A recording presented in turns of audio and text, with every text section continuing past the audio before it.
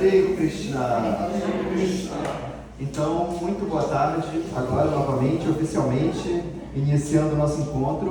Esse encontro, ele nasceu de uma necessidade, né, muito grande, porque tem muitas pessoas aparecendo e muitas pessoas já fazendo serviços, já, como o próprio Marcos falou, né, já entrando assim, intensamente no movimento Hare Krishna.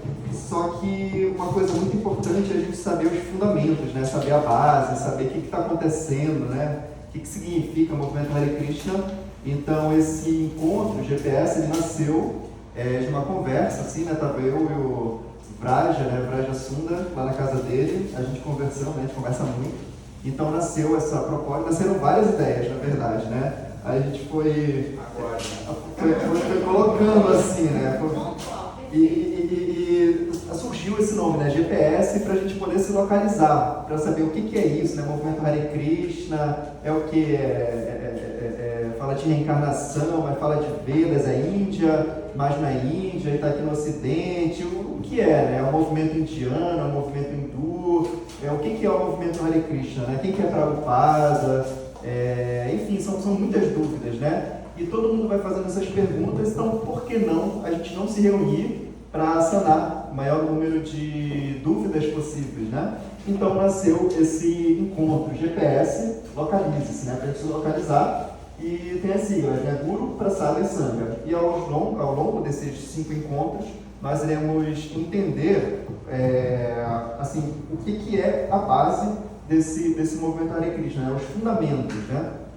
Porque realmente digamos assim, toda religião, toda filosofia, né, toda escola, ela precisa ter uma base para a gente poder crescer, né? Senão o que acontece? Sem uma base, a coisa vai degringolando, né? A gente vai perdendo, assim, realmente a ideia do que está acontecendo. Então, como o Marco falou, né? Conheceu, né, um ano e pouco, parará, vai indo, mas realmente existe essa necessidade da gente conseguir entender e explicar o que a gente está fazendo. É igual numa receita, né, ou qualquer coisa que a gente faça. Se não tiver uma base, a gente consegue seguir um pouco, mas depois a gente não vai conseguir dar continuidade àquilo, né? Assim como um carro, a gente pode ter um carro e tudo mais, mas se tiver sem gasolina ou tiver pouca gasolina, a gente vai andar, mas lá na frente, né, algo pode acontecer. Então é isso, então esse encontro vai ser para a gente tirar dúvida. Se vocês quiserem fazer alguma dúvida durante aqui, o nosso bate-papo, fiquem à vontade, tá? Podem levantar a mão, a gente vai tentando ajudá-los, ok?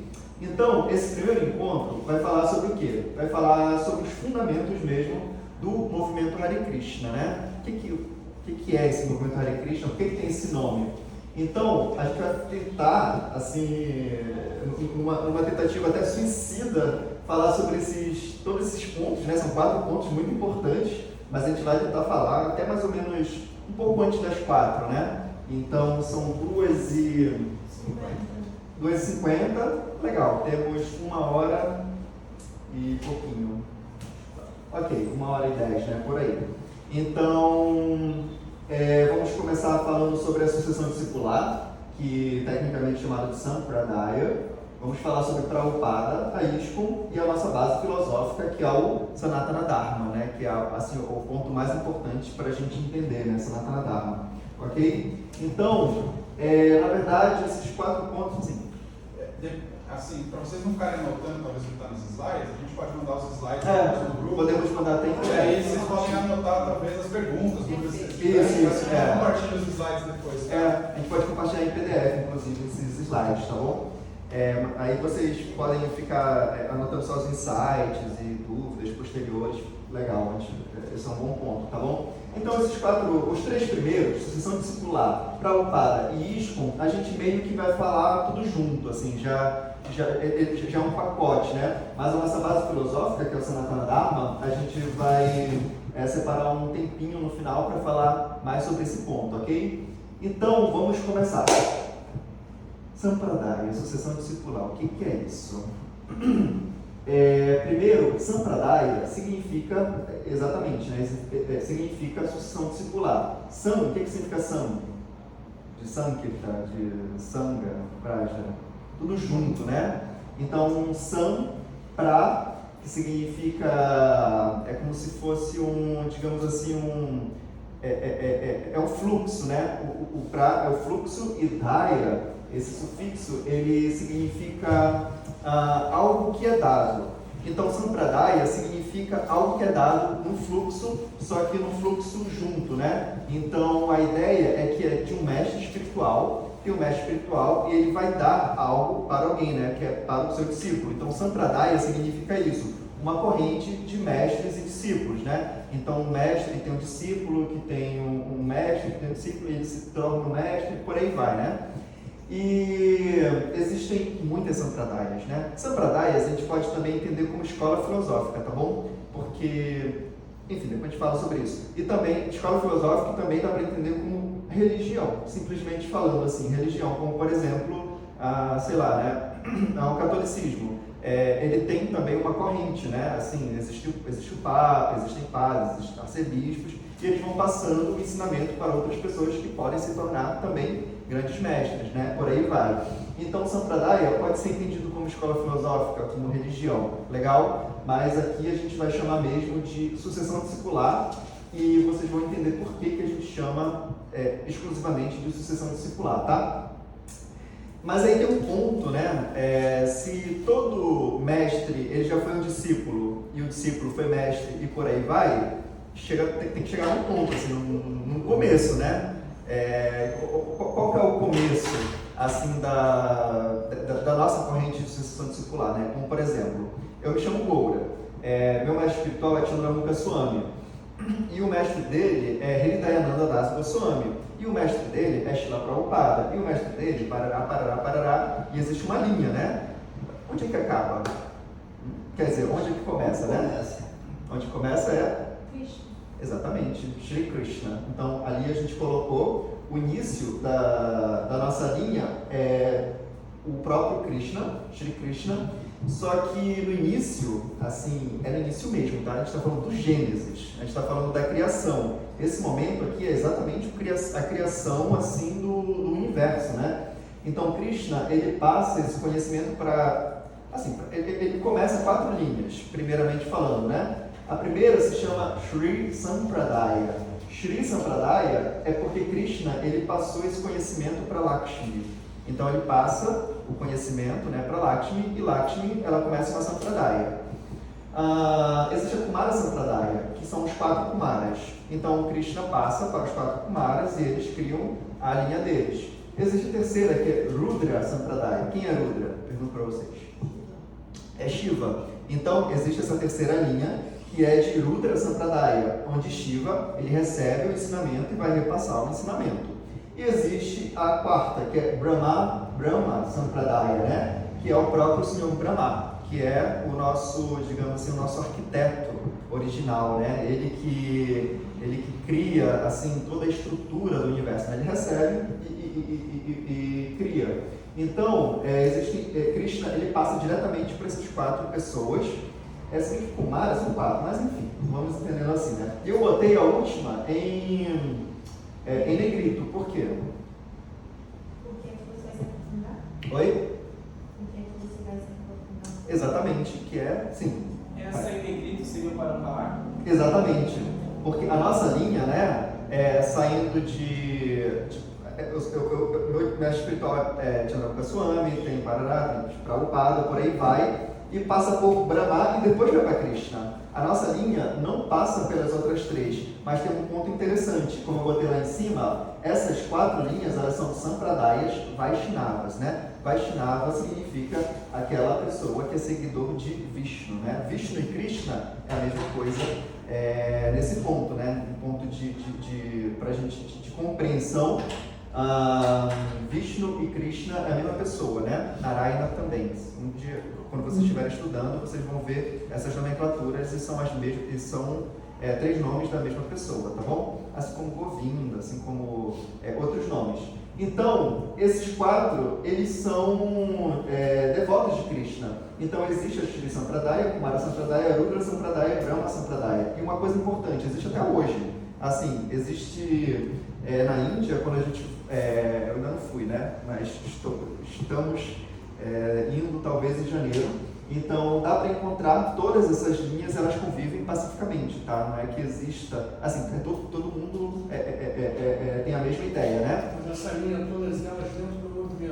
Não. Somente a Brahma Sampradaya é o movimento Hare Krishna como a gente entende agora, né? As outras linhas, elas têm umas pequenas diferenças, mas todas são Vaishnavas. Todas entendem Krishna como a suprema personalidade de Deus. Ok? Mas não são, assim, tem a mesma meta, mas as práticas são diferentes. Ok? Então, a gente está falando aqui do Gênesis, né? A gente está falando aqui, digamos assim, da Sampradaya na era clássica, né? Digamos assim. Então, aqui a gente está falando realmente do início da criação. Só que aí, o que acontece? O tempo passa e, naturalmente, as Sampradayas, elas vão ganhando outras, digamos assim, outras linhas, né? Como, por exemplo, a Júlia, né? Desculpa. Não, Júlia, você é Isabela.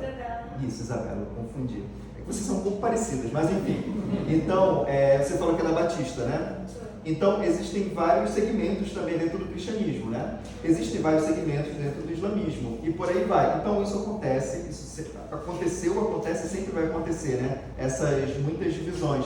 E isso é completamente natural e a gente precisa entender para poder também, num sentido, até respeitar, né? Como, por exemplo, está tendo um evento interreligioso agora, é justamente para isso. Gente, a gente está falando a mesma, sim, num sentido a mesma coisa, só que para pessoas diferentes. Tem pessoas que vão gostar mais de rock, tem pessoas que vão gostar mais de jazz, tem pessoas que vão gostar mais de samba, e é tudo música, né? Digamos assim. Então, isso é normal, assim, normal. Devemos entender dessa forma, né? Porque as Sampradayas, elas são naturais.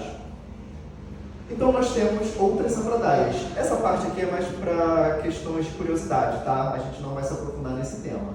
Existe uma que é chamada de Shaiva Sampradayas. Não é uma Sampradaya, são várias, por isso que está em plural, tá?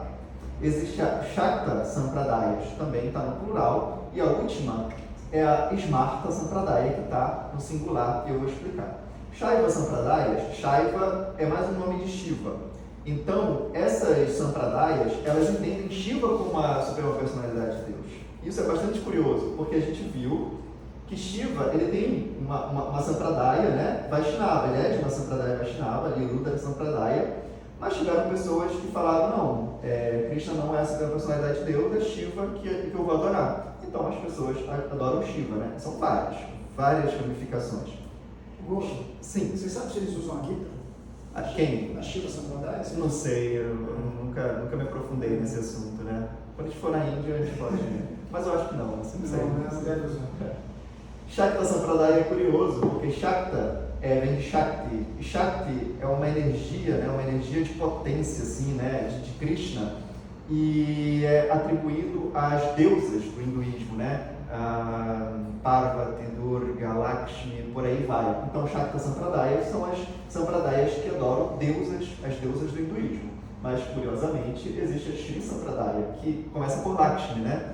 Ela é Vaishnava, mas depois, essa Shakta Sampradaya, ela não é Vaishnava, tá bom?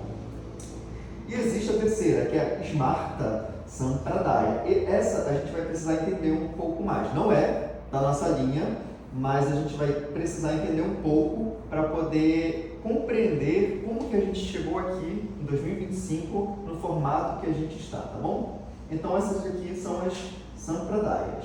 E quem somos nós? No meio de tudo isso, né? No meio de tantas Sampradayas, de tantas histórias, de tantas ramificações, quem somos nós? Se alguém perguntar assim, né? Quem que você é, né? Você pode falar, eu sou Hare Krishna, né? Só que ser Hare Krishna é um termo genérico, assim. Na verdade é um termo popular, porque a gente canta o Mahamantra Hare Krishna, mas tecnicamente nós não somos necessariamente Hare Krishna, né? Isso é um apelido, assim como o Roger, né? Acabou de falar, é o Roger, mas pegar sua identidade vai estar lá, né? Nome, sobrenome, parará, parará. Então nós temos um nome e temos um sobrenome. Então a nossa Sampradaya, ela é a Brahma Madhva Gaudiya Sampradaya. Agora ficou difícil.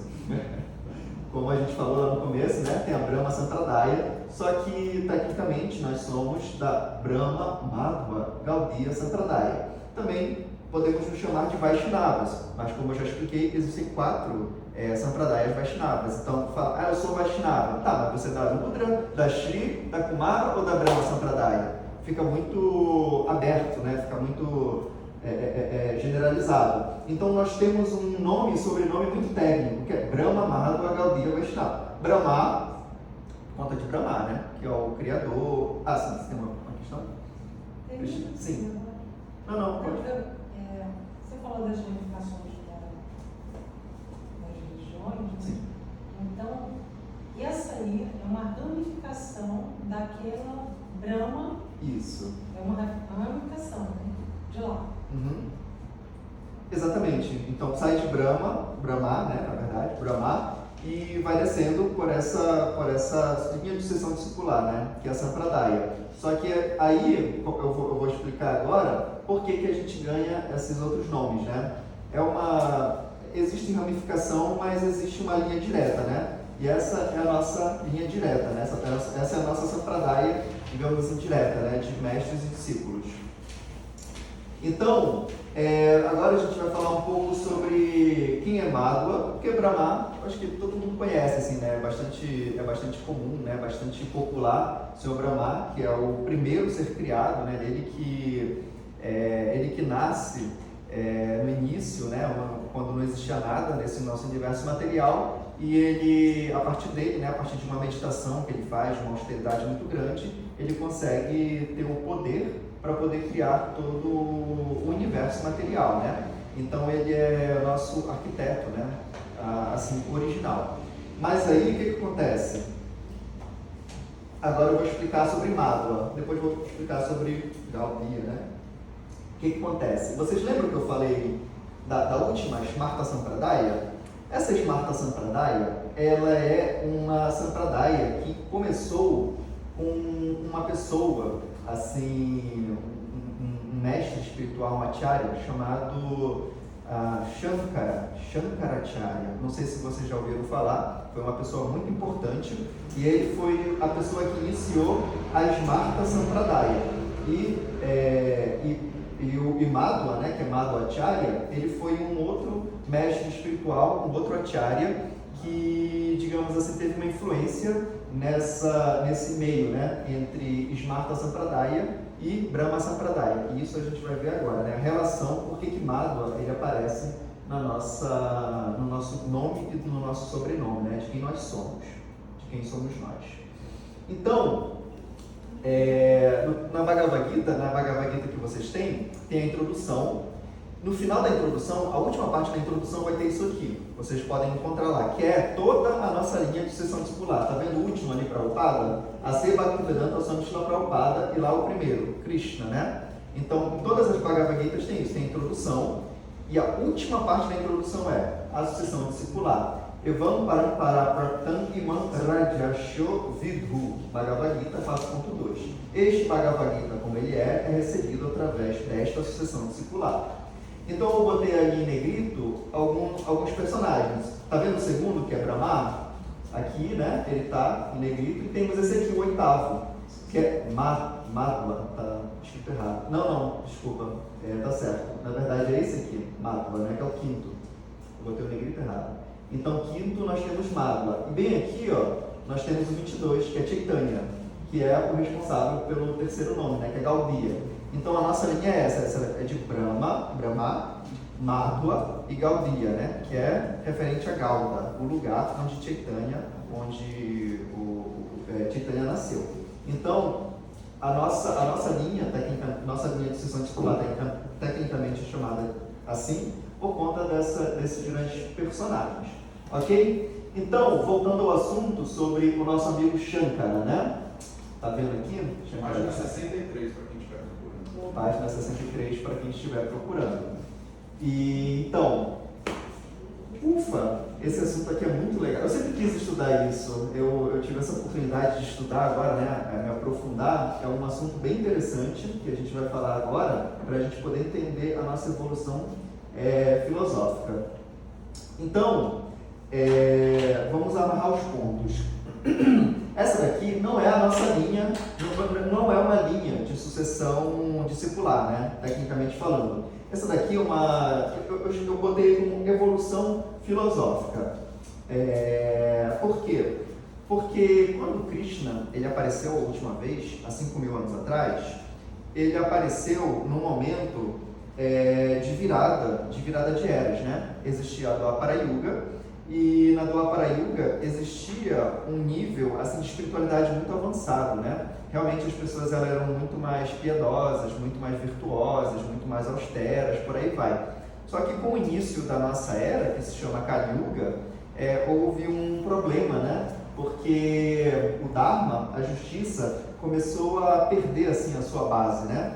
Como acontece em toda a Kali Yuga. Então, esse conhecimento que a gente está falando agora, ele se perdeu. Ele se perdeu completamente e aconteceu uma coisa pior ainda. Vocês vão ficar muito aterrorizados agora neste momento. Quando Krishna estava na Terra, existia uma coisa que é um pouco polêmico falar sobre isso, mas a gente vai ter que falar. O processo de sacrifícios naquela época, né, na nossa era anterior, na Dwapara Yuga, era o sacrifício de animais. Só que vamos explicar sobre isso. Quando tinha esses sacrifícios, existiam sacerdotes que eram espiritualmente elevados, né? O animal, ele também era um animal que ele realmente já estava nos seus últimos momentos, e aquele animal, ele através daquele processo sacrificatório, ele também se liberava, né? Aquela alma ali dentro realmente se beneficiava, então ele também se beneficiava, e esse processo ele era feito num ritual completamente puro, então existia uma pureza, né? Existia digamos assim, um ambiente ali propício para que realmente houvesse evolução espiritual. E o que acontece? Na Kali Yuga isso não pode existir, não existe sacerdotes puros, né? Não existe brahmanas realmente assim, imaculados. Os animais também, né? Eles têm uma outra característica, assim, até os ingredientes não dá mais para conseguir, porque para você fazer uma cerimônia, você precisa de grãos, de uma qualidade muito avançada, você precisa do ambiente, precisa de tudo, e na Kali Yuga, infelizmente, a gente não tem isso. Então, esse era um processo que existia antigamente, mas acabou se perdendo. Tem uma questão interessante que eu vou contar, até curiosa. Hare Krishna, você tem cadeiras ali atrás, tá? A minha mãe, ela é pastora, e isso é curioso, né? Porque ela conta, né, que, assim, antes da época de Jesus, existia também sacrifícios, né? Eu acho que a Isabela pode até explicar. Isabela não. A Isabela, agora eu não troquei, porque eu não estou conseguindo ver direito, eu vou trocando os nomes. Pode até falar sobre isso melhor, né? Eu fui católico, mas eu realmente não era muito dedicado. Enfim, não era muito novo, assim, né? Enfim, agora cheguei até a ser coroinha, mas enfim. Então, a minha mãe, ela me explicou, né, uma vez a gente conversando, que existia também sacrifícios, né, de animais, mas como eu falei, era num outro momento, existiam pessoas puras, existiam sacerdotes, o animal se beneficia, enfim, existia todo um contexto. Aí ela fala, né, que Jesus é tecnicamente chamado de Cordeiro de Deus, justamente porque ele foi o último, digamos assim, o último sacrifício. Porque quando ele aparece, ele é o sacrifício que paga por todos os outros sacrifícios. Então, assim, a partir daquele momento não se pode mais fazer esse tipo de procedimento. Estou falando besteira não, né? Não. Enfim, então aconteceu isso também na nossa, digamos assim, na nossa teologia. Por quê? Porque, como a minha mãe me explicou, que houveram, assim, pessoas que não eram puras fazendo sacrifícios de forma desautorizada. Isso também aconteceu ali na região da Índia, né, como a gente conhece hoje em dia, que é tecnicamente chamada de Bharatavarsha. Então, o que acontecia? Os assim chamados sacerdotes, eles faziam sacrifício, só que era para consumo assim, da carne, o animal não se beneficiava, não beneficiava nada, era só para desfrute, era uma coisa completamente material. Então, isso foi ganhando uma proporção assim desenfreada. Então, isso, os sacerdotes, né, os brahmanas, assim, falsos, né, eles diziam que tudo isso era baseado nos Vedas. Então, o que aconteceu? Isso ganhou uma proporção, assim, né, desenfreada, todo mundo ficou, não, é isso mesmo, o sacrifício está tudo bem, então começou a se tornar algo muito corriqueiro. Então, teve que aparecer uma pessoa para acabar com tudo isso. E ele é chamado de Buda. Então Buda, ou Siddhartha Gautama, né, o nome, a paisana dele, ele tem essa função. E é curioso, porque, enfim, era para estar aqui. Tem esse livro aqui chamado Srimad Bhagavatam. Toda essa mesa aqui, praticamente toda é só um livro, né, que é uma coleção.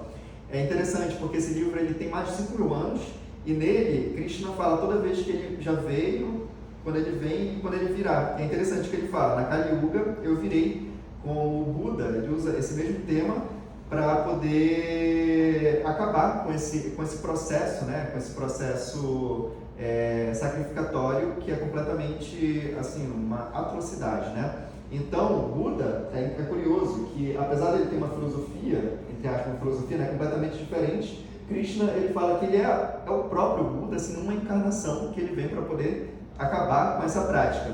Só que o que acontece? Quando um local está muito bagunçado, não sei se isso já aconteceu no quarto de vocês, isso acontece no meu sempre, quando algo está muito bagunçado, é difícil a gente conseguir arrumar. O que a gente tem que fazer? Tem que tirar tudo primeiro, tem que fazer primeiro mais bagunça antes de se armário, né? Primeiro, vai, tira tudo. Então você começa a dobrar as roupas, começa a fazer tudo aquilo para depois voltar. Então o Buda falou o seguinte: esqueçam os Vedas. Não existe Krishna. Esqueçam tudo que vocês ouviram. Não existe nada, absolutamente nada. Então ele começa esse processo de limpeza ali naquela região da Índia. E como é que ele faz esse processo? Acabando com tudo. Então a filosofia, tecnicamente, é chamada de Shunyavadi. Shunya significa vazioismo ou nihilismo. Então a filosofia dele é: tudo isso é mentira. Tudo que os Vedas falam é mentira. Esqueçam tudo. O que vocês têm que fazer? Vocês têm que se purificar através do processo de yoga mesmo e através do processo que ele chama de caminho do meio, onde você vai atingir o Nirvana. Inclusive Nirvana é uma palavra que se encontra na Bhagavad Gita, que é 3.000 anos anterior a Buda, né? A palavra Nirvana aparece 3 vezes na Bhagavad Gita. Então ele fala isso, né? E no final você vai simplesmente acabar com todo, digamos assim, com toda a sua existência. Então você vai praticar ali através do processo, né, do caminho do meio, e no final você vai se anular completamente. Isso é chamado tecnicamente de Shunyavadi, né? Vocês já ouviram essa palavra? Acabar Hã? não é físico, né? Oi? Não é acabar a destruição Não, de não. alguma coisa física. Não, é porque a gente está aqui por conta do nosso karma. A gente está aqui porque a gente precisa aprender alguma coisa. Se você não precisa mais aprender nada, se você segue o Dharma e chega no momento, tipo assim, simplesmente acabou, assim, você Não precisa reencarnar mais. não precisa reencarnar, então, para ele falou isso. Então, e qual foi o processo, né, que ele colocou em pauta? Ele botou o processo do ahimsa, que é a não violência. Então, assim, num sentido, ele negou os Vedas, mas ele utilizou os Vedas para poder fazer sua filosofia, assim, a grosso modo, né? Por quê? A questão do ahimsa? Porque existia a matança de animais, enfim, os Vedas estavam completamente deturpados. Então, o Buda veio e colocou a sua filosofia de Shunyavadi. E uma coisa importante, que a gente vai falar depois, Buda, ele é indiano, tá? O budismo, ele nasce na Índia. Hoje em dia é difícil encontrar, assim, de uma forma forte, o budismo na Índia, né? Ele teve que se afastar. Mas por quê? Porque houve uma guerra, porque os hindus não gostaram? Não existe, nunca existiu uma guerra santa na Índia, nesse período clássico, né? Hoje em dia deve ter alguma coisa, né? Porque a gente está em Kali Yuga. Mas desde Krishna, desde daquelas sampradayas que a gente falou, tantas criações de outras sampradayas, todas sempre coexistiram de forma pacífica. O que existe lá, que eu acho muito legal, são os debates. Eu gosto muito dessa parte, que uma pessoa de uma escola chega para uma outra escola, né, uma sampradaya com outra sampradaya. Vamos agora falar de filosofia. Isso existe, eu acho muito legal, mas é sempre num clima de amistoso, civilizado. Existe um ambiente, existem regras gramaticais, e você não pode simplesmente, não sei o quê, né? Existe um proceder, existe um respeito e é um nível muito avançado. Você chega assim, você fica, caramba, o que eles estão falando, né? Mas é um nível muito avançado. Então nunca houve assim, não gostei dele, vamos matar todo mundo, vamos bater nele, vamos embora. Não, fica aí, vai ser muito legal, vamos debater, porque juntos o que acontece? A gente vai crescer, né? Então, quando existe esse clima de crescimento, de debates sadios, né, saudáveis, todo mundo cresce. Então é isso que acontece com o budismo. Por quê? Porque depois de Buda aparece uma outra grande personalidade, que é esse nosso amigo aqui muito famoso, Shankaracharya. Alguém nunca ouviu falar sobre Shankaracharya?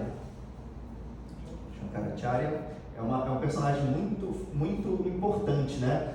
E ele que inicia esse processo aqui que eu falei, ó, Smarta Sampradaya. Smarta Sampradaya é a Sampradaya de Shankaracharya. Ele que começa, e o que ele fala? Ele fala, olha turma, é o seguinte, isso daqui é depois de muito tempo, tá bom? Eu não botei aqui as datas, eu acho que eu tinha que ter colocado, mas depois a gente pode ver isso. Shankaracharya, ele vai começar a sua filosofia, né? Ele vai falar sobre Advaita Vedanta, ou Nirvishesha.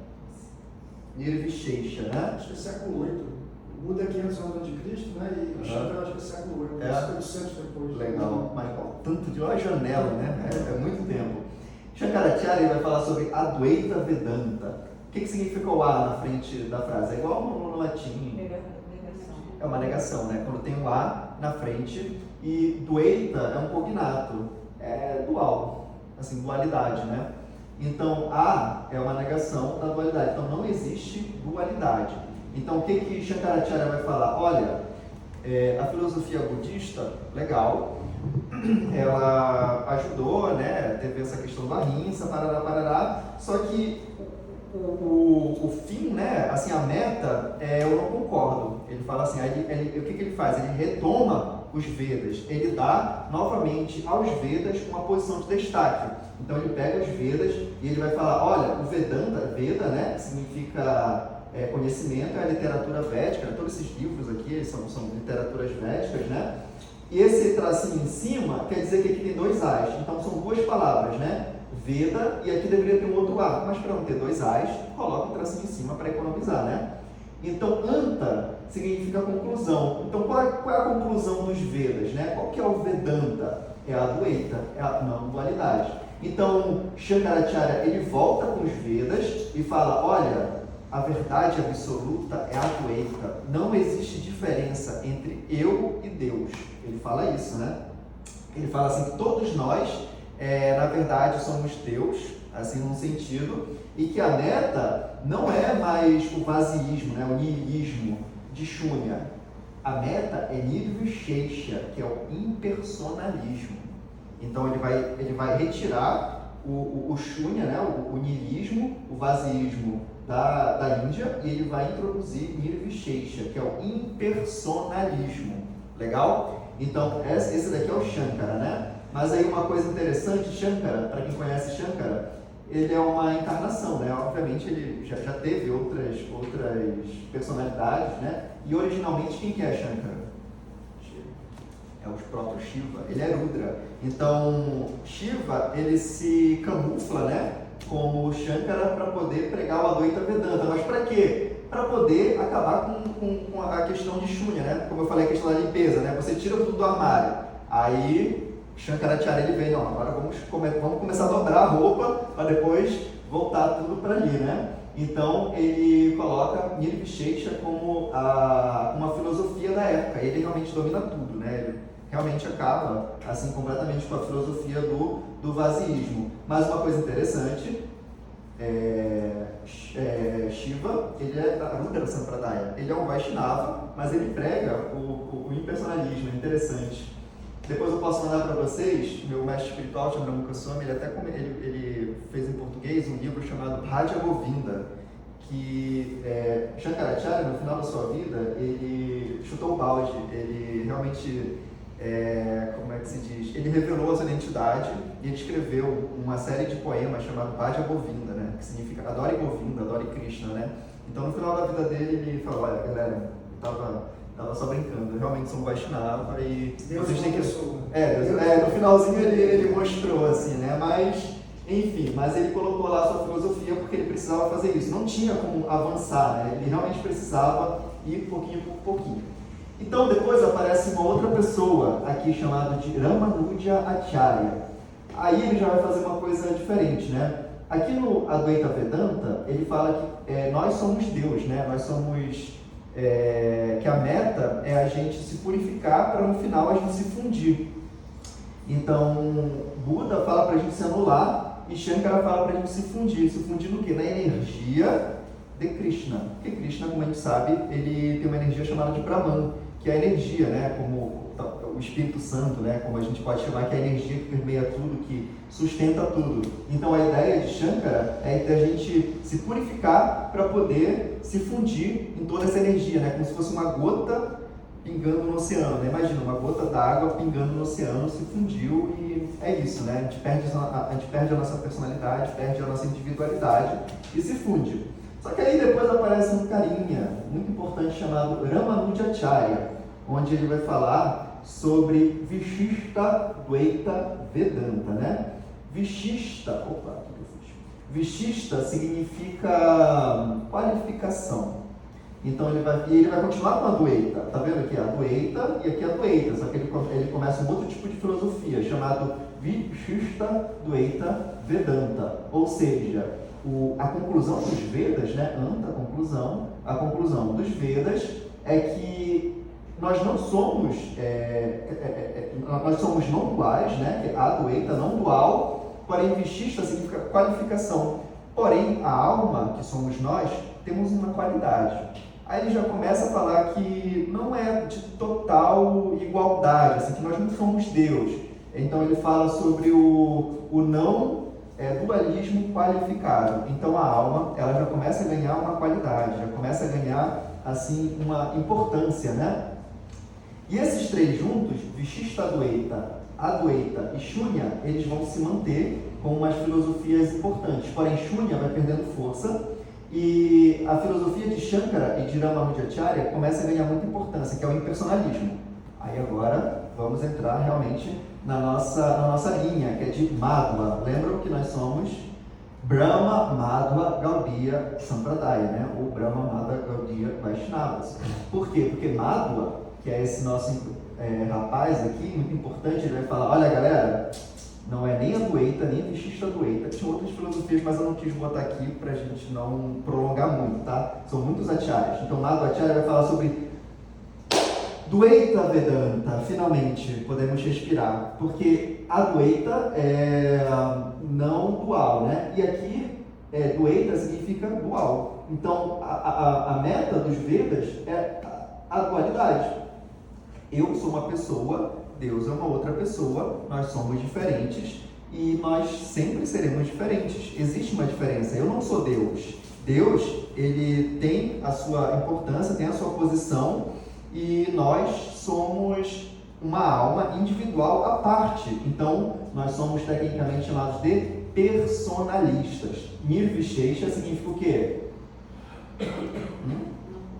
Significa impersonalista, exatamente, impersonalismo.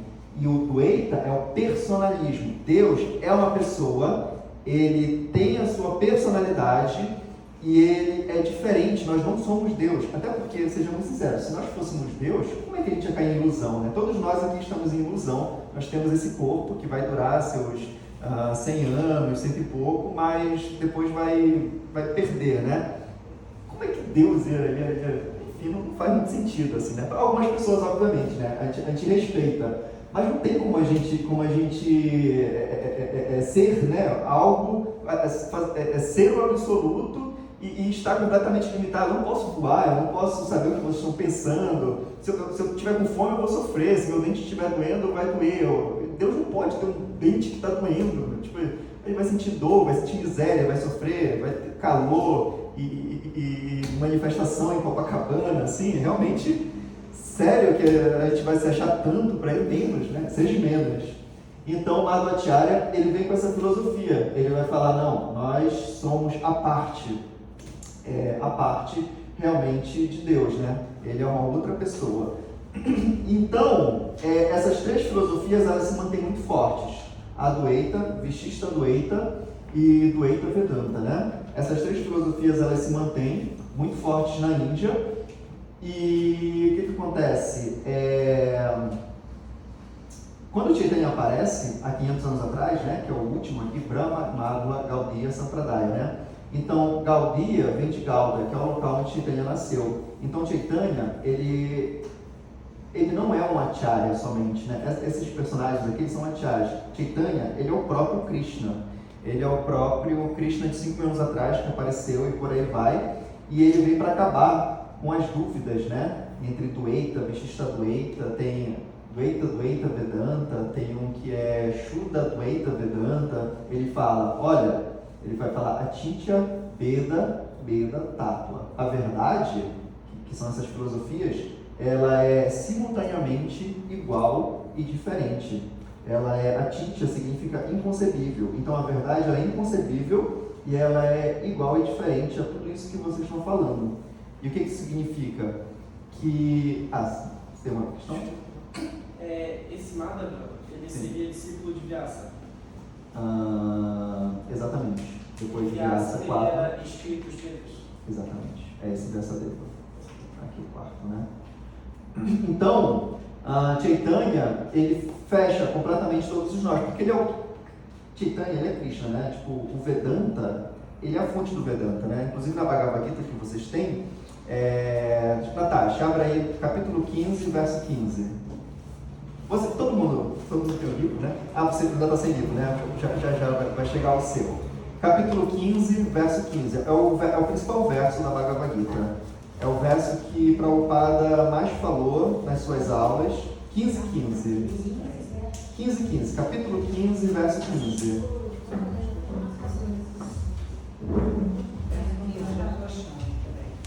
Quem achar, fala a página. Página 862. 862. 862.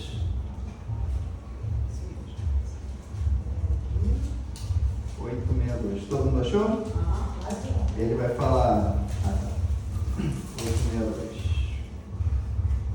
É o principal verso. Krishna vai falar Sarvasya Chaham Vriddhi Sanivisto Matais Vriddhi Gyana Apohanamscha. Agora é importante. Vedasha Sarvai Aham Eva Vedyo Vedanta Krit Veda Vid Veda Chaham. Natasha, leia a 862. A tradução em negrito. Estou situado nos corações de todos, e é de mim que vem a lembrança, o conhecimento e o esquecimento. Através de todos os Vedas, é a mim que se deve conhecer. Na verdade, sou o compilador do Vedanta e sou aquele que conhece os Vedas. Aí fica difícil debater com a fonte dos Vedas, né? É aquele pelo qual que deve se conhecer no Vedanta, né? Ele fala 5 vezes a palavra Veda, né? Vedanta, Krit Veda, Veda Chaham. Chaham significa eu, né? Eu sou o compilador dos Vedas. Eu que sou a fonte de tudo isso. Quando a pessoa estuda o Vedanta, é a mim que a pessoa tem que conhecer. E eu sou o conhecedor dos Vedas. Então, fechou completamente. Não tem filosofia para debater com Chaitanya, né? Então, Chaitanya, ele fala essa filosofia. Atitya Veda Veda Tattva. Ele fala assim, olha, você está certo e você está certo. Tanto o Advaita está certo e tanto o Dvaita está certo. Mas por que ele fala isso? Porque nós somos igualmente iguais e diferentes a Krishna. Por quê? Porque, imagina, se eu tenho aqui, sei lá, na minha aliança, ela é feita de ouro. Ela é ouro, não é ouro? Ela não tem a qualidade de ouro, de todos os ouros que existem, mas ela não é igual a uma pepita de ouro, né? Assim, se a gente junta todos os ouros, né? Inclusive eu vi esses dias que se juntar todo o ouro do mundo vai dar 10 metros cúbicos, né? Então, se juntar os 10 metros cúbicos de ouro, vai ter a mesma qualidade dessa aliança aqui, né? Mas a quantidade não tem como comparar. Se a gente pega uma gota do oceano, de água do oceano, vai ter a mesma qualidade de toda a água do oceano, mas não tem como comparar uma gota com todo o oceano. Então, o que Chaitanya fala? Qualitativamente nós somos iguais, quantitativamente nós somos diferentes. Acabou completamente a briga, acabou completamente a confusão. Essa é assim, esse Vedanta, né? Essa conclusão. Hari? Essa questão de igual e diferente vai Sim. se relacionar com a alma, né? Tipo, Paranatma e a Exatamente. alma individual. Exatamente. Pensando no ego falso aqui na gente, a gente não tem a mesma qualidade que Cristo, né? Somos caídos, a gente faz vida e tal. Então essa é a questão da alma. Exatamente, não é o nosso corpo material que é igual a Krishna, né? Se bem que ele é a fonte do nosso corpo também, é a fonte de tudo, né? Desse computador, de tudo que existe. Mas Krishna, ele tem 3 qualidades, né? Que é Sati Ananda. Ele é pleno de conhecimento, ele é eterno, pleno de conhecimento e pleno de bem-aventurança. Nós também somos Sati Ananda, mas ele é o Sati Anandão e nós somos os Sati Anandinhos, né? Então nós somos iguais e diferentes. Ele sabe exatamente, esse verso dá para explicar 70% de toda a filosofia. O que ele falou nesse verso? Greed, né? Sarvam Satyaham Greed, né? Greed significa coração. Eu estou no coração de todas as pessoas, né? É de mim que vem o que? O conhecimento, a lembrança e o esquecimento. Então, ele sabe exatamente o que está passando na cabeça de todos vocês. Ele sabe exatamente o que aconteceu em todas as vidas de vocês, né? Ele sabe tudo, absolutamente tudo. Mas eu não sei o que... Eu, né, como Goura, eu não sei, tipo assim, o que vocês tomaram no de jejum, né? Então isso até quebra, né? A pessoa fala, eu sou Deus, não sei o quê. Tá, então o que eu comi no de jejum? Não sei, então você não é onisciente, né? Então nós não somos oniscientes, não somos onipresentes, né? Mas Krishna, ele realmente é. Então ele é consciente de tudo que existe. Nós somos conscientes de nós mesmos, né? Então essa é a diferença entre Krishna e nós.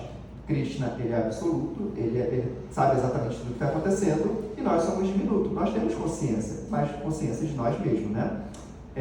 Krishna, ele também é eterno, nós também somos eternos. Krishna é pleno de bem-aventurança, nós também somos plenos de bem-aventurança. Porém, nós somos diminutos e ele é absoluto. Então, Atintya Veda Abeda Tattva. A verdade, Tattva, é inconcebivelmente igual e diferente. Então ele amarra todo mundo, né? Ele amarra todas as filosofias, ok? Sim. No caso, o guru, ele é o quê? Como assim? Ele é uma pessoa igual a Mônica, ou seja, uma diva condicionada que foi se desenvolvendo e alcançou essa... Ou ele não é, e se ele não for, como que funciona assim para o guru, né, nascer, se ele sabe que ele não é essa alma condicionada que nós somos, ou se ele esquece e aos poucos ele vai lembrando, ou se ele tem, não sei. Existem 2 tipos de gurus. Existe um chamado de... você vai anotar? Tá. Existe um que é chamado de Nitya Siddha e tem um que é chamado de Nitya Baddha. Então, Nitya Siddha são mestres, todos esses aqui são Nitya Siddhas, né? Todos eles vieram fazer uma missão aqui na Terra. Então, Krishna, ele pega uma alminha, né, do plano espiritual, essa alminha desce, olha, você tem uma missão, que é, sei lá, né, tipo Bhaktivinoda, né? Nossa Senhora. Bhaktivinoda, ele não teve uma vida anterior. Ele veio do mundo espiritual, ele teve a missão dele, que foi de novamente intelectualizar o movimento Hare Krishna. Bhaktivinoda. Isso. E depois que ele acabou a missão dele, ele voltou. Então ele veio e voltou. Então ele teve um processo descendente. Mas existem mestres espirituais, que a maioria estão no processo ascendente, que são pessoas como nós, que aceitaram o processo e se purificaram, assim, de uma forma bem natural mesmo. Fizeram austeridade, fizeram sacrifícios, estudaram muito, e é isso. Então, existe o Nitya Siddha, que é esse que desce, e existe o Nitya Baddha, que é esse que sobe. Eu posso tirar uma foto daqui? A gente vai mandar no grupo, tá bom? Então, existem esses tipos de mestres. Todos, na verdade, Prabhupada falou que todo membro da ISKCON tem que se tornar um mestre espiritual. Todos nós temos a obrigação de nos tornar gurus, né? Nos purificarmos para atingir esse nível. A partir do momento que a pessoa entra no Parampara, ela não volta a ser de novo? Volta. Porque o que faz a gente não voltar é nosso processo espiritual. Então, se a gente não destrói, né, os nossos desejos egoístas, não vai dar certo, né? A gente vai lá pra cima e só vai fazer besteira. Mesmo sendo tipo um sannyasi? O sannyasi, assim, mesmo, existem níveis de sannyasi, existem 4 tipos de sannyasi. Então, cada sannyasi está no seu próprio processo. Então, ele pode ou não vir numa outra vida, ou já pode realmente transcender, mas realmente é uma relação bem ele e Krishna, né? Assim, é uma coisa muito íntima do pessoal. Mais alguma? Qual é o nome? Nitya Siddha. Siddha e o outro? Nitya Badha. Tá. Badha tem que ter um H. B-A-D-H-A. E Nitya Siddha é S-I-D-H-A. Então, tem uma coisa que eu esqueci de falar. Chaitanya, quando ele traz esse... É porque está acabando o tempo, a gente tem muita coisa para falar, mas vamos acelerar o processo. Então, quando Chaitanya ele coloca esse ponto aqui de Atitya Veda Veda Tattva, ele faz algo diferente de Dvaita Vedanta, porque a gente pode pensar assim, mas Madhva já tinha falado que nós somos diferentes. Então, qual que é a diferença entre Dvaita e Atitya Veda Veda Tattva? É que aqui, no Dvaita Vedanta, quando você é diferente de Deus, Deus é muito grande e você é muito pequeno, Ele é o Todo-Poderoso, o Criador do céu e da terra, Ele é o que manda chuva, que faz tudo, né? Que manda raio, é o controlador, o supremo. Tipo assim, você fica muito aquém, né? Tipo assim, é algo muito distante, é algo que você não consegue se aproximar tanto, né? Mas quando você entende que Krishna, ele é Atitya Veda Veda Tattva, que ele está no coração de todo mundo, que ele é igual e diferente, o que acontece? Entre os iguais existe uma abertura, que abre a possibilidade de você se relacionar. Então, a Atitya Veda Tattva, abre a possibilidade da gente ter um relacionamento com Deus. Então, você pode realmente conversar, você pode orar, ele está no seu coração, realmente é uma pessoa. Então, você pode ter uma coisa tecnicamente chamada de Bhakti Rasa, né? Rasa significa relacionamentos. Tipo, assim como existe amizade, né? Existe fraternidade, existe devoção, existe relacionamentos neutros, então você também pode se relacionar com Krishna de uma maneira íntima, né? Pode fazer uma murtizinha, né? E oferecer o alimento, Krishna, olha aqui e tudo mais, né? Então existe essa possibilidade, enquanto que no Dvaita Vedanta não, é algo muito grande, Krishna não vai aceitar o alimento, né? Então realmente é algo bem diferente, ok? Então aqui a gente vai falar bem rapidinho sobre a nossa sucessão discipular a partir de Chaitanya. Chaitanya é Krishna, né? Então ele começa a sucessão num sentido, obviamente, né? Que aqui tem toda a nossa sucessão discipular, Chaitanya está bem aqui, mas a gente vai falar sobre esse finalzinho aqui bem rápido. Existem esses personagens, todos eles se conheceram, tá? Chaitanya, ele teve um discípulo chamado Rupa Goswami. Rupa Goswami teve um discípulo chamado Jiva Goswami, que era o seu sobrinho, inclusive. Jiva Goswami teve esse discípulo, que é um personagem muito legal, chamado Narottama Das Thakura. Narottama Das Thakura teve esse discípulo, que é conhecido como Vishwanatha Chakrabarti Thakura, que teve Baladeva Vijabhushana. Inclusive, abra a Bhagavad Gita para vocês na primeira página. Deixa eu ver se é na primeira. Vão passando até aparecer a dedicatória. Deixa eu ver aqui. Prabhupada ele faz uma dedicatória. Essa aqui, ó. Bem no comecinho aqui, antes de começar antes do sumário. Prabhupada bota aqui, ó. A quem ele dedica a Bhagavad Gita? Quem lê aí? Baladeva Vijabhushana. Isso. Pode ler tudo. Que apresentou com muito esmero o comentário Govinda Bhashya sobre a filosofia Vedanta. Então, Prabhupada ele escreve essa Bhagavad Gita para esse personagem aqui, chamado Baladeva Vijabhushana, que não vai dar para a gente falar muito sobre ele, mas, assim, todos esses personagens tem que conhecer. Todos eles são incríveis, são histórias absurdas, são todos heróis, são todos, assim, muito grandes. Realmente é uma emoção muito grande estudar a vida de todos esses personagens. Eu, particularmente, assim, sou muito... E onde a gente encontra a história deles? Existe tem que pesquisar legal, né? Aqui na nossa BDT, na nossa editora, né, a gente tem alguns livros, como tem a Sucessão Discipular. Eu posso colocar depois o link no grupo, que vai falar principalmente sobre esses últimos aqui, Prabhupada, Bhaktisiddhanta, Bhaktivinoda. Então, rapidamente falando, qual foi a contribuição de cada um desses personagens? Chaitanya é o próprio Krishna, e ele tem ele tem uma fala, assim... Nessa sucessão que você Sim. mostrou antes, só Buda também é. Buda é uma avatar de Krishna, mas todos... Naquela outra. Qual? Opa, desculpa. Essa daqui? É. Só Krishna é Krishna. Só Chaitanya. Chaitanya e Krishna, o primeiro e o 22º. Todos os outros são pessoas, como desculpa, qual é o seu nome mesmo? Champakalata, é um pouco difícil, mas... Então, como ela falou, né, sobre os mestres espirituais, todos esses são Nityasiddha, todos esses são absurdamente avançados. Pode definir, por favor, o que é um avatar? O que é um avatar? Você falou. Tá. Avatar significa literalmente aquele que desce. Então, Krishna, quando ele desce, ele é chamado de avatar. O Senhor Brahma não seria também, tipo, meio um pouco diferente, uma expansão maior de Krishna, tipo, maior ou não? Não, ele é uma pessoa igual a gente. Inclusive, você pode ser Brahma se você quiser. Só que tem que seguir o processo. É igual se você quiser ser presidente. Tem um procedimento, né, para você ser presidente. Tem que ser maior de 35 anos, tem que ser filiado a um partido, parará. Então, para ser Brahma, você precisa seguir o Dharma por 100 vidas. Ininterruptas e de forma perfeita. Aí você se torna Brahma.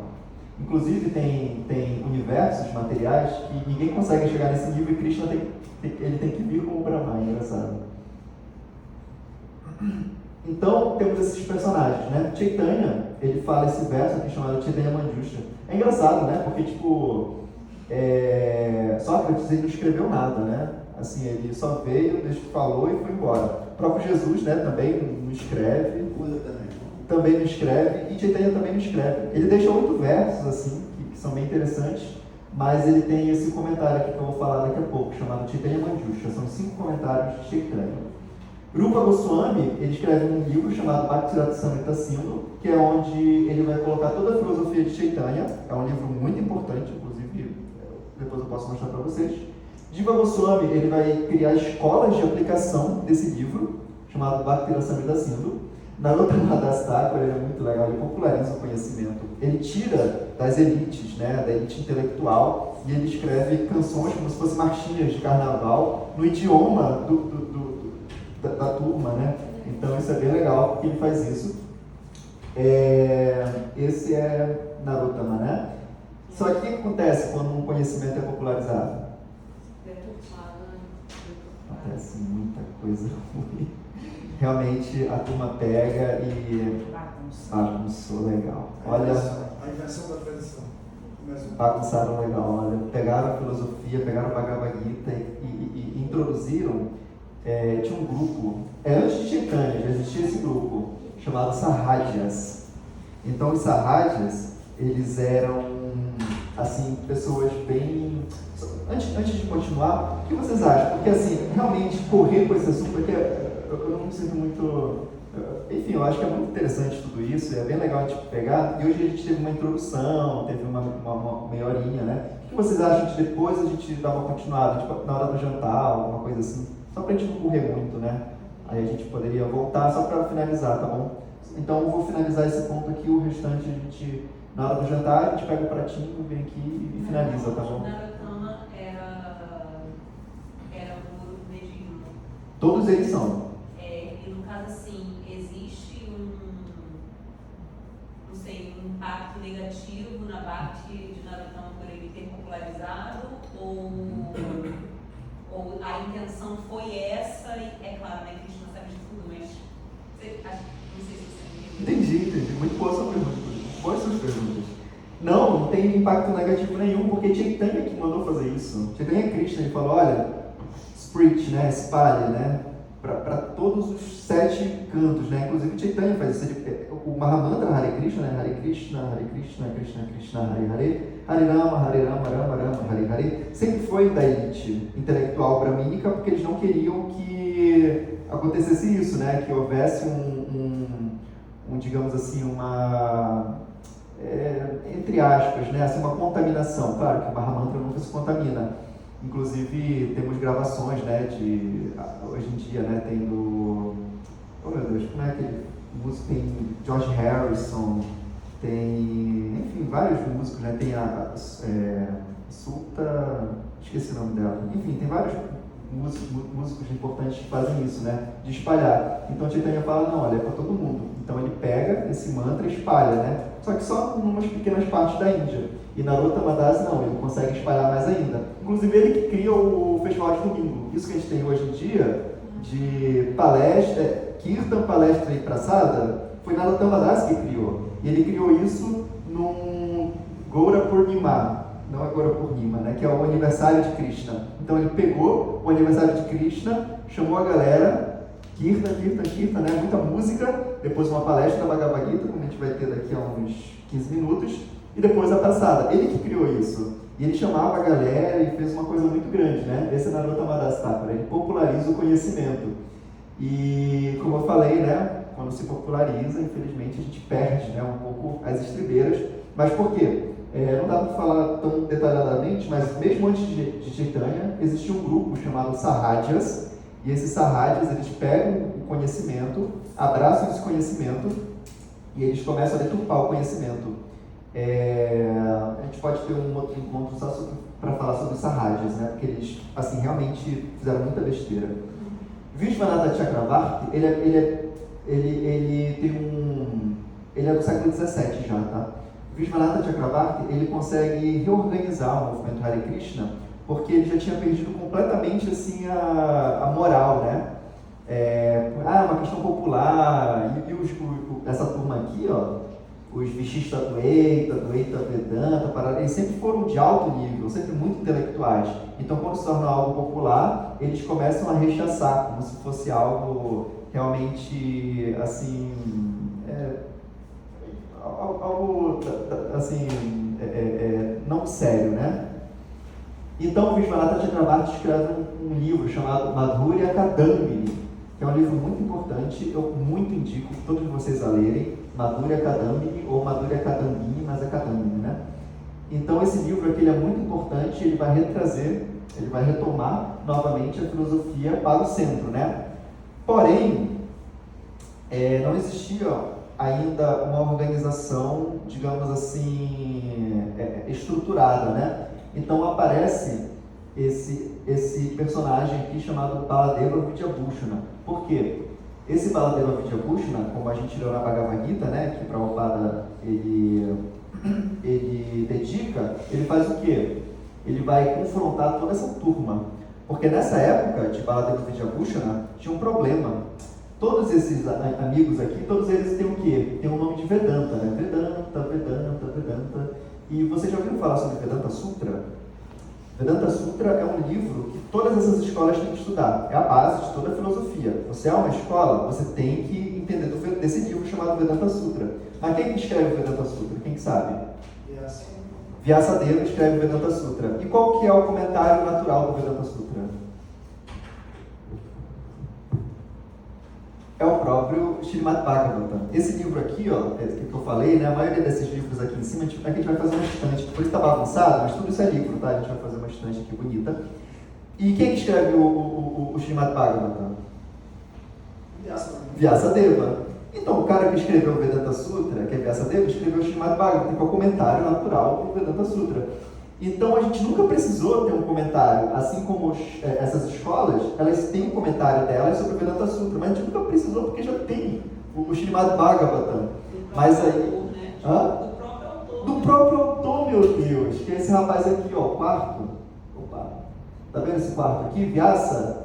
Ele que escreve, ele escreve a Bhagavad Gita, o Srimad Bhagavatam, o Vedanta Sutra, ele escreve tudo. Os Vedas, porque não foi ele que criou, né? Só que antigamente a tradição ela era oral.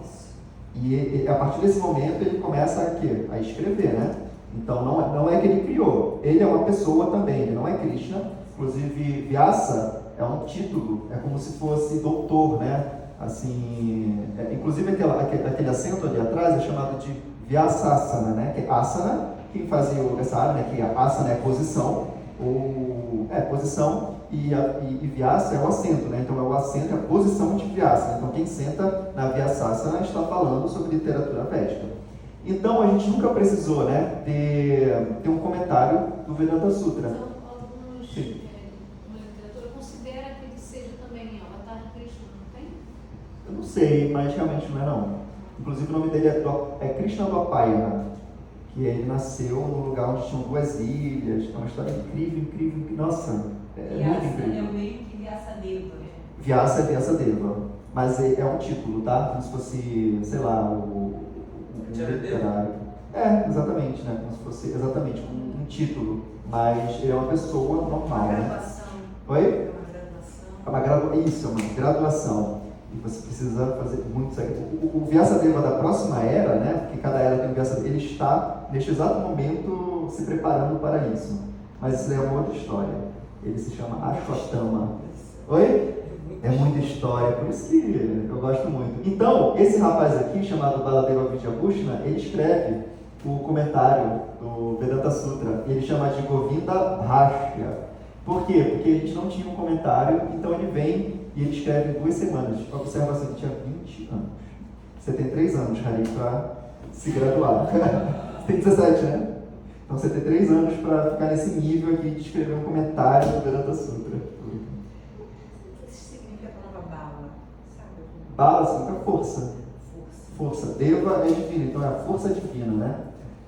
Então, Baladeva Vidyabhushana ele escreve e finalmente os seguidores de Chaitanya, né, os Brahma, Madhva, Gaudiya, Sampradaya começam a ser levados a sérios por essas outras escolas. Tem muito mais escolas, tá? Eu botei aqui um resumo. Aí aparece, para finalizar mesmo, temos 4 minutos, aparece esse personagem, Bhaktivinoda, que é um dos meus favoritos, assim, de tudo que existe. Bhaktivinoda, a gente tem que estudar muito a vida dele, porque ele era um magistrado, ele era um intelectual indiano, mas ele trabalhava para a coroa inglesa. Ele era não apenas um juiz, ele era da Suprema Corte, né?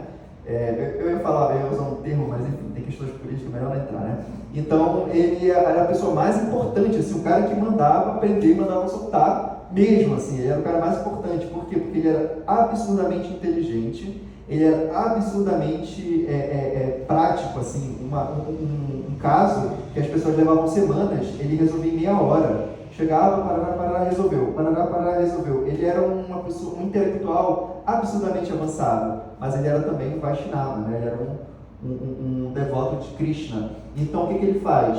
Ele começa a lutar contra os Sahajis, né? Como eu falei, que era aquele grupo que começa a deturpar. Então, ele vai quebrando, assim, essa questão de que os Hare Krishnas, que os Vaishnavas são bagunceiros. Não, pera lá, vamos voltar aqui, não é bem assim. Então ele coloca o movimento Hare Krishna. Ele coloca o movimento Hare Krishna lá em cima de novo, né? Então esse personagem, a vida dele é absurda. O nome dele é Kedaranatha Datta. Ele é uma pessoa assim muito incrível. Só que o que acontece? Ele luta tanto. Imagina, ele tinha que dividir. Ele era juiz da Suprema Corte e tinha que reerguer o movimento Hare Krishna, né? Ele não teve... Oi? Só isso. Enfim, são muitos detalhes da vida de Bhaktivinoda. Ele era incrível mesmo. Eu acho que é um dos meus favoritos, depois de Prabhupada. Então, Bhaktivinoda, ele não tem tempo de realmente organizar de uma forma estruturada o movimento Hare Krishna. Então, ele ora para Krishna. Ele pede para que Krishna mande o raio de Vishnu, um mestre espiritual, um acharya, um guru, que realmente fosse dar toda a estrutura para o movimento Hare Krishna. E Krishna não somente manda o raio de Vishnu, como o raio de Vishnu é o próprio filho dele. Olha só. Boa tarde. Sim. Pediram para te avisar que o palestrante chegou. Tá, já estamos terminando em 1 minuto, rapidinho. Então, o Bhaktivinoda, ele tem um filho, o 5º filho dele se chama Bimala Prasada, que depois vem a se tornar Bhaktisiddhanta. E o que Bhaktisiddhanta faz? Ele cria uma instituição chamada Gaudiya Mata. Então, ele pega toda a filosofia e vamos organizar e vamos fazer uma instituição. Por quê? Porque a instituição ela traz regras e regulações. Não é mais bagunça, não é como qualquer um quer que seja. Realmente é como tem que ser. Agora acabou a bagunça. Então ele traz realmente a Gaudiya Mata, e essa é a grande contribuição de Bhaktisiddhanta.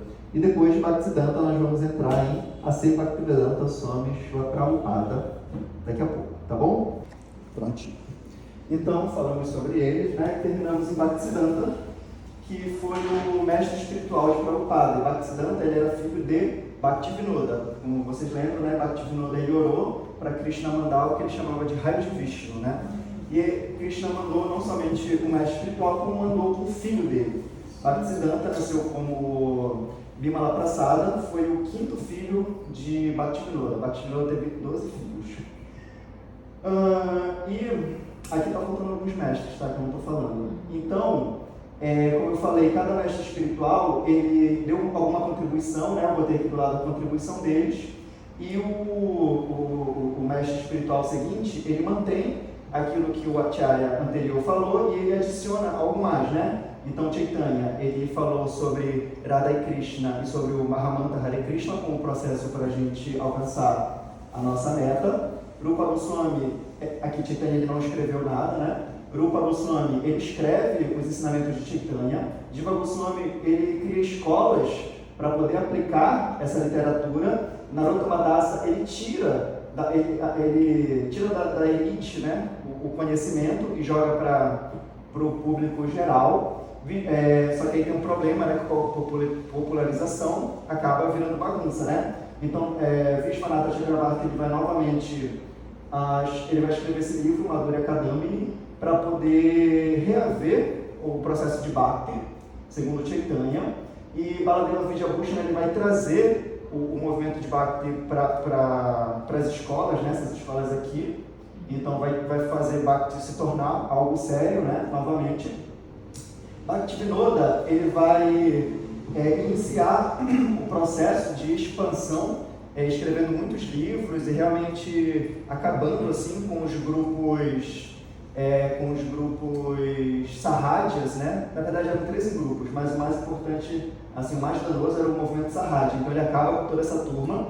Bhaktisiddhanta, que é o filho dele, vai institucionalizar e Prabhupada ele vai conseguir espalhar, ele vai conseguir fazer tudo isso aqui no mundo todo, porque nenhum desses mestres saiu da Índia, nenhum deles, todos ficaram na Índia, né? E Prabhupada consegue fazer com que todo o conhecimento que foi feito, ele chegue aqui no Rio de Janeiro, em Itanhangá. Então, assim, claro, todos os mestres são importantes, mas Prabhupada, ele conseguiu difundir para o mundo todo e foi essa a contribuição de Prabhupada, né?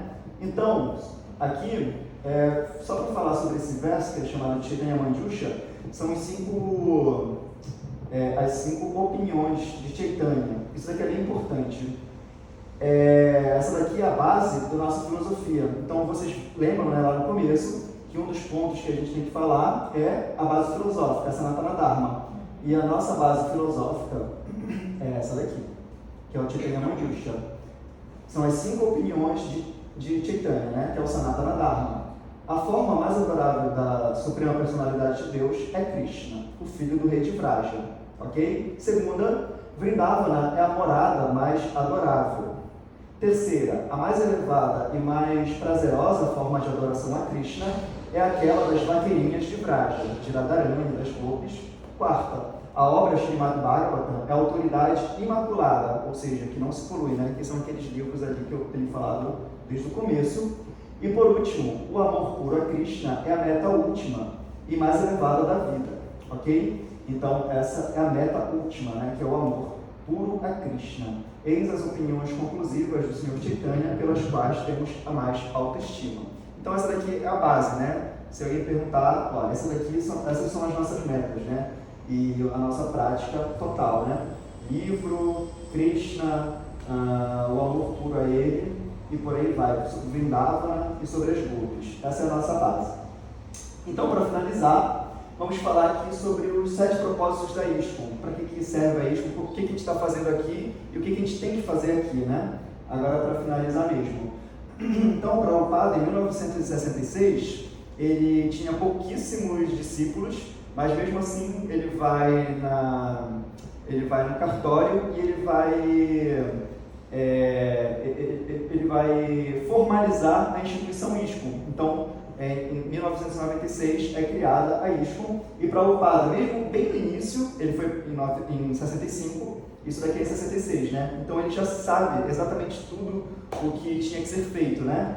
Então, o primeiro propósito da ISKCON é propagar sistematicamente o conhecimento espiritual entre a sociedade em geral e educar todas as pessoas nas técnicas da vida espiritual a fim de restabelecer o equilíbrio dos valores na vida e alcançar assim a verdadeira união e paz mundiais. Só isso. Assim, ele realmente jogou lá pra cima, né? Imagina, né? Só isso, só propagar sistematicamente conhecimento espiritual entre a sociedade em geral e educar todas as pessoas nas técnicas da vida espiritual a fim de restabelecer o equilíbrio dos valores na vida e alcançar assim a verdadeira união e paz mundiais, que é a única forma, né? Está todo mundo tentando chegar nesse ponto, mas está todo mundo cada vez criando mais muros, né? Segundo, propagar a consciência de Krishna, Deus, como é revelada nas grandes escrituras da Índia, o Bhagavad Gita e o Srimad Bhagavatam. Então isso daqui é uma base. A gente tem que estar sempre fazendo exatamente isso que a gente está fazendo, né? Por isso que quando o Shri Krishnamurti lá embaixo falou, vai ter que horas? Sinceramente, até quando você quiser, porque a gente está aqui para isso. Então, Prabhupada ele não está falando exatamente assim sobre questões religiosas, né? Técnicazinhas, questões mais delicadas, né? A questão mesmo é falar sobre o Srimad Bhagavatam e Bhagavad Gita, né? Esse que é o nosso business. Terceiro, unir os membros da sociedade uns dos outros e torná-los mais próximos de Krishna, a entidade primordial. Dessa forma, desenvolvendo a ideia entre os membros e a humanidade em geral, que cada alma é parte integrante da qualidade do Supremo Krishna. Isso daqui é algo muito comum, né? Prabhupada, ele falava que não queria que todo mundo virasse Hare Krishna, né? Como não é uma religião, não é algo caixinha, né? A ideia é que realmente a gente traga o diálogo espiritual na sociedade em geral e cada um, dentro de sua própria realidade, consiga se aproximar da pessoa de Deus, porque Krishna ele não é tipo Hare Krishna no sentido sectário, né? Ele não tem uma religião, assim, ele é universal, né? Então, assim, é para todo mundo. Então, a ideia é que as pessoas se aproximem e elas consigam se aproximar de Krishna através desse processo. Quarto, ensinar e encorajar o movimento de Sankirtana. Sankirtana é a distribuição da filosofia, tá bom? E também sobre o canto congregacional do Santo Nome de Deus, como revelado nos ensinamentos do Senhor Chaitanya Mahaprabhu. Como eu falei, qual que foi a contribuição de Chaitanya? Relacionamento, né, com Deus, com Radha Krishna, e o método, né, que é o cantar dos santos nomes, que é esse Mahamantra, por isso que a gente é conhecido como Hare Krishna. Então, o quarto propósito é encorajar o movimento de canto, né, o canto congregacional do Santo Nome de Deus, por isso que a gente fica cantando, porque esse é o processo para a nossa era. E uma questão importante é que não é algo somente dos Hare Krishnas, a questão do canto. Toda religião, ela, assim, tem como um ponto importante o nome de Deus, né, assim, Allah, né, que eles realmente utilizam, assim, uma imagem, né, assim, as letras, né, de Allah, ou no cristianismo também a questão dos nomes de Deus, por aí vai, né.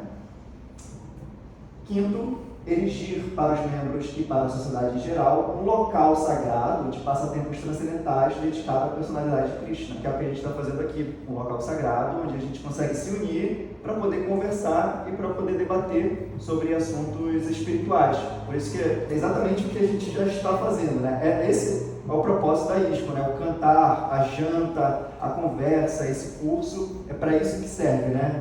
Essa estrutura. Sexto, manter os membros unidos com o propósito de ensinar um modo de vida mais simples e natural. Prabhupada sempre usava o slogan, né? Vida simples, pensamento elevado. Então, esse é um dos nossos propósitos, trazer a simplicidade. Não precisamos ter o último celular que acabou de sair, o último carro, não precisamos morar num quadriplex, numa cobertura. Calma, vamos primeiro pensar na nossa vida espiritual, e se for para morar no quadriplex ou qualquer coisa, se vier tudo bem, mas não essa é a meta da minha vida, assim, né? Se você tem, legal, é ótimo, mantenha, mas realmente a gente tem que ser mais simples e realmente mais natural, né? Inclusive tem pessoas que não têm tantos bens materiais e são mais apegados. Assim, eu já conheci pessoas assim, é muito engraçado, a pessoa não tem quase nada, mas aquilo assim, ela dá uma atenção muito grande. Enquanto tem pessoas que têm mais, né? E assim, às vezes são até mais desapegadas, né? No sentido, isso é bem pessoal. E o sétimo propósito da ISCOM, tendo em vista o cumprimento dos propósitos acima mencionados, publicar e distribuir periódicos, revistas, livros e outros escritos, que é exatamente o que a gente fez, né? Tem esses livros aqui que acabaram de chegar da China, num container imenso, foram quase 50 mil livros. Para quê? Para a gente cumprir um dos propósitos da ISCOM, que é publicar e distribuir, divulgar realmente esses livros, a Bhagavad Gita, o Srimad Bhagavatam e por aí vai. Então, uma coisa curiosa, para a gente finalizar, temos 5 minutos, Prabhupada, ele fez tudo isso em 12 anos. Assim, tudo que ele construiu, né? Sem web. Oi? Sem web.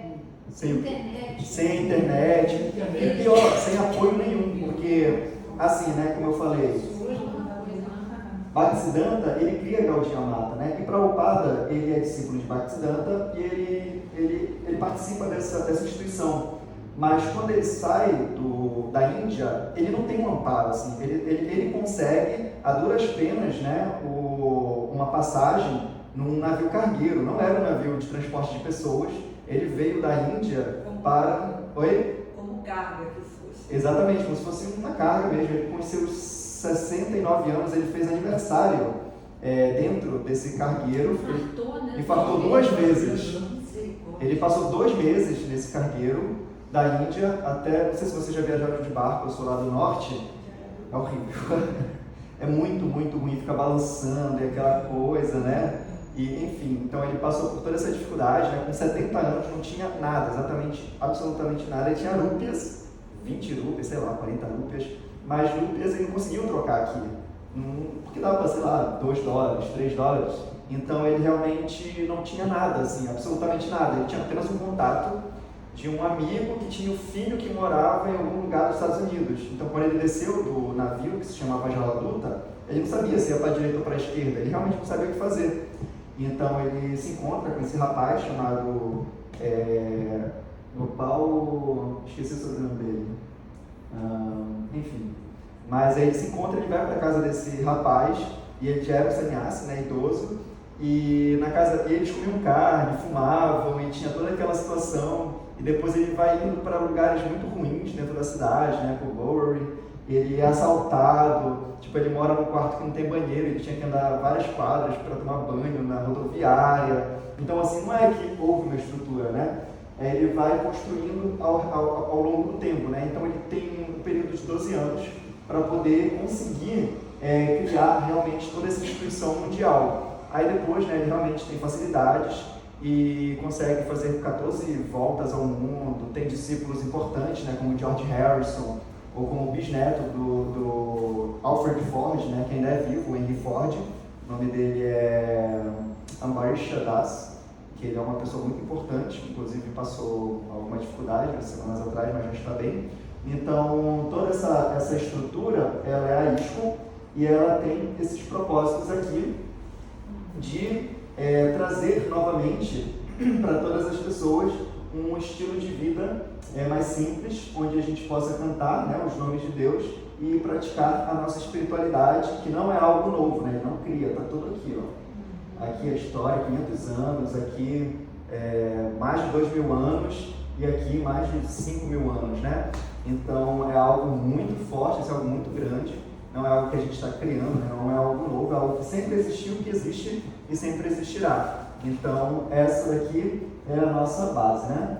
O nosso fundamento do movimento Hare Krishna. Centro circular, Prabhupada, ISKCON, e a base filosófica, só para finalizar, que é o Sanatana Dharma, né? Que são aqueles pontos que a gente falou das 5 opiniões de Chaitanya.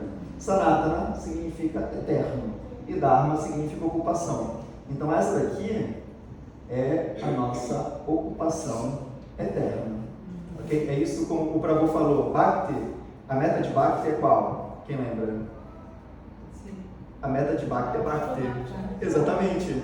Então, como eu falei, nesse processo aqui, né, Buda, como eu falei, Shunyavada, né, o processo é se anular, é lá no futuro, né? Shankara, Advaita Vedanta, Nirvishesha, é se fundir no Brahman, é lá no futuro. Ramanuja, também é Advaita, né, também se fundir, é lá no futuro.